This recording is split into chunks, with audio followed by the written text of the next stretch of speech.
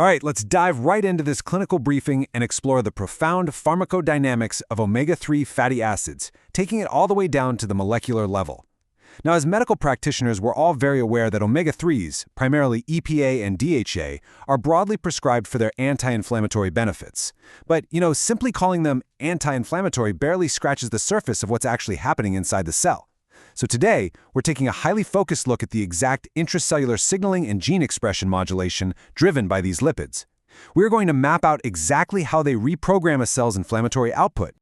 Here is the roadmap for our macro to micro analysis.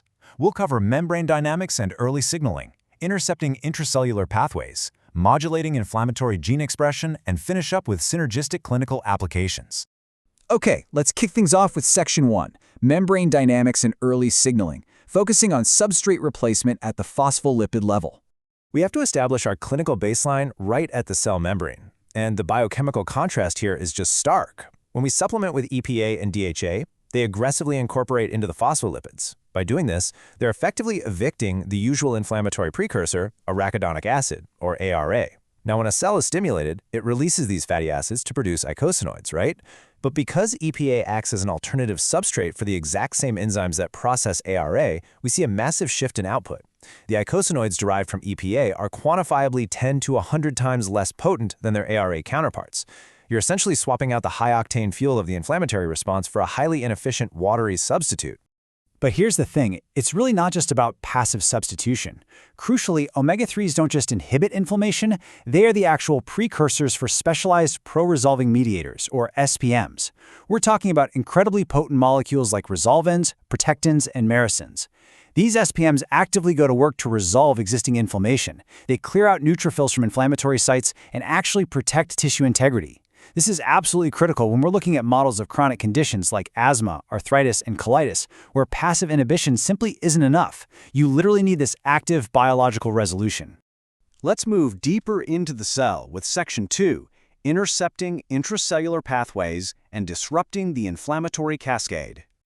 Zooming past the membrane, we dive right into the intracellular space. The mechanism of action sequence here is a brilliant direct interception of the inflammatory cascade.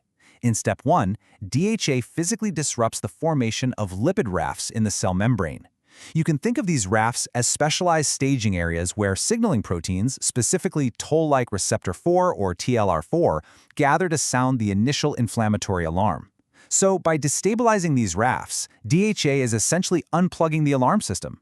This early disruption leads directly into step 2, the inhibition of the NF-kappa B pathway. But the intervention doesn't even stop there. In step 3, omega-3s simultaneously activate PPAR-gamma.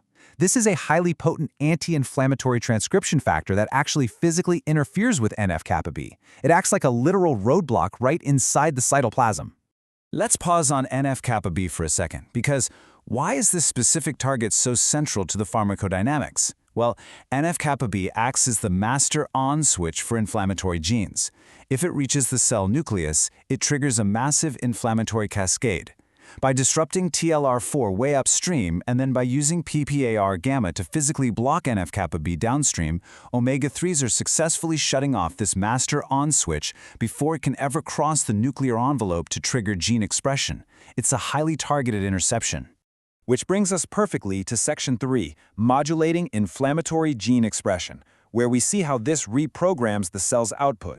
Because we have successfully blocked that intracellular signaling pathway, the cellular machinery is fundamentally reprogrammed.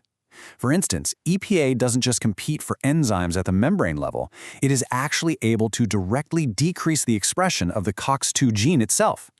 By modulating this right at the genetic level, you are severely handicapping the cell's ability to produce highly active inflammatory mediators right at the source. And this genetic modulation goes so much wider than just COX-2. Because of the NF-kappa B inhibition we just discussed, the cell dramatically downregulates key pro-inflammatory cytokines, specifically TNF-alpha, IL-1 beta, and IL-6. But perhaps even more critical for vascular health, it downregulates adhesion molecules like VCAM1 and ICAM1. So what's the clinical result of all this? It effectively stops leukocytes, our white blood cells, from sticking to and infiltrating the blood vessel walls. You are physically preventing the immune cells from invading and damaging vascular tissue, which, as we know, is a foundational mechanism in atherosclerosis and chronic vascular inflammation. To conclude our briefing today, let's look at Section 4, Synergistic Clinical Applications, and how we can enhance this anti-inflammatory function. Let's examine how we can leverage these precise molecular mechanics synergistically in a real-world clinical setting. Pairing omega-3s with specific bioactive compounds significantly amplifies these intracellular effects. For example, administering low-dose curcumin alongside DHA and EPA synergistically increases both antioxidant and anti-inflammatory activity. Furthermore, introducing vitamin E into the protocol plays a really crucial protective role. Highly unsaturated fats like omega-3s can sometimes induce oxidative stress. Vitamin E steps in to reduce that stress, effectively shielding the omega-3s and helping to perfectly maintain their anti-inflammatory function inside that intracellular space. So I want to leave you with this final provocative thought. How will mapping this precise journey from lipid raft disruption at the cell membrane to the physical blocking of NF-kappa B straight down to nuclear gene modulation change your clinical protocols for chronic inflammatory diseases? When you understand that you aren't just administering a basic supplement, but rather prescribing a potent, gene-modulating intracellular interceptor, it completely changes the landscape of targeted nutritional intervention.